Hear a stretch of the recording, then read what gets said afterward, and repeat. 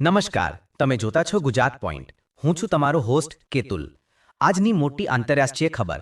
ફિલિપાઇન્સમાં કાલમેગી તોફાનના કારણે ઇમરજન્સી જાહેર કરવામાં આવ્યું છે અને હવે તેની અસર વિયેતનામ સુધી પહોંચી રહી છે.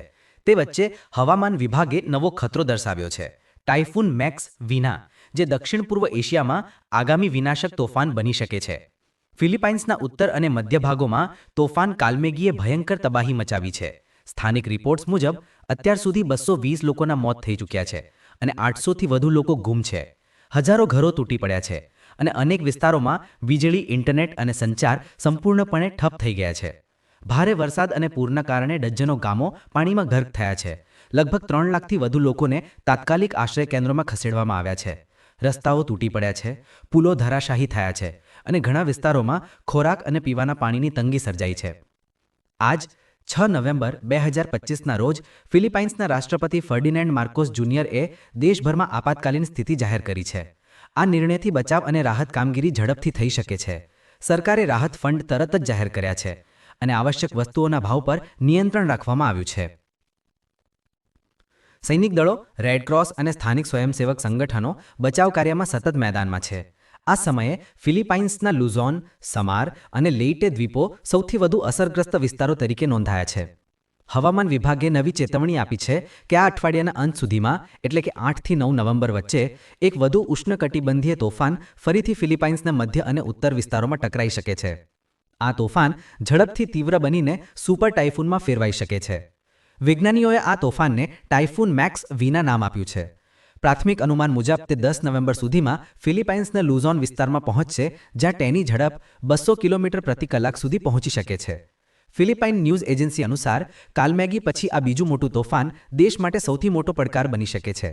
હવામાન વિભાગે બધા માછીમારોને સમુદ્રમાં ન જવા ચેતવણી આપી છે, કારણ કે લહેરોની ઊંચાઈ 3થી 4 મીટર સુધી પહોંચી શકે છે. વિજ્ઞાનીઓનું કહેવું છે કે સમુદ્રના વધતા તાપમાનને કારણે આ તોફાનોની તીવ્રતા સતત વધતી જાય છે. ગયા 5 વર્ષમાં ફિલિપાઇન્સે દર વર્ષે સરેરાશ 20 જેટલા તોફાનોનો સામનો કર્યો છે, જેમાં અનેકવાર હજારો લોકોના જીવ ગયા છે અને કરોડો ડોલરનું નુકસાન થયું છે. હાલ ફિલિપાઇન્સ હજુ કાલમેગી તબાહીના ઝટકાથી બહાર આવ્યું નથી, પણ તેની અસર હવે વિયેતનામ સુધી પહોંચી રહી છે. વિયેતનામ સરકારે પોતાના તટીય વિસ્તારોમાં હાઈ એલર્ટ જાહેર કર્યું છે. રાષ્ટ્રીય હવામાન કેન્દ્ર મુજબ તોફાન પશ્ચિમ-ઉત્તર-પશ્ચિમ દિશામાં આગળ વધી રહ્યું છે અને 7 નવેમ્બરના સવારે વિયેતનામના મધ્ય કિનારે ટકરાવવાની શક્યતા છે.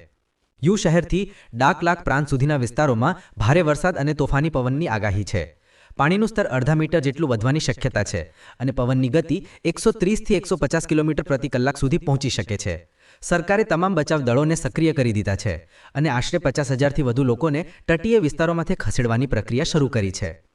વિયેતનામના રાષ્ટ્રીય ટેલિવિઝન પર લોકોને ચેતવણી આપવામાં આવી રહી છે કે તેઓ ઘરની બહાર ન નીકળે અને જરૂરી વસ્તુઓનો પુરવઠો ઘરે જ રાખે. શાળાઓ અને નૌકાયન સેવાઓ અત્યારે બંધ રાખવામાં આવી છે. આ બધાની વચ્ચે ટાઇફૂન મેક્સ વિના હવે સૌથી મોટો ખતરો માનવામાં આવી રહ્યો છે. આ તોફાન જો દિશા બદલે તો તે ફિલિપાઇન્સ અને વિયેતનામ પછી કંબોડિયા તથા લાઓસ સુધી પહોંચવાની શક્યતા છે.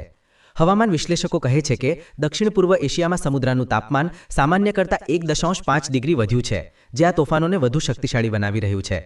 આ કારણે 2025નું વર્ષ એશિયા માટે સૌથી ખતરનાક તોફાન સિઝન ગણાઈ રહ્યું છે. ફિલિપાઇન્સ, વિયેતનામ, થાઇલેન્ડ અને લાઓસ જેવા દેશો આ વિસ્તારમાં સૌથી વધારે જોખમ હેઠળ છે.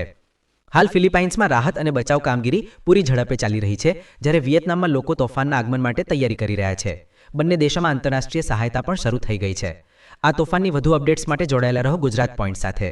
જો તમને આ આંતરરાષ્ટ્રીય ન્યૂઝ અપડેટ ગમ્યો હોય તો લાઇક કરો, શેર કરો અને ગુજરાત પોઈન્ટને સબસ્ક્રાઇબ કરવાનું ભૂલશો નહીં. ધન્યવાદ.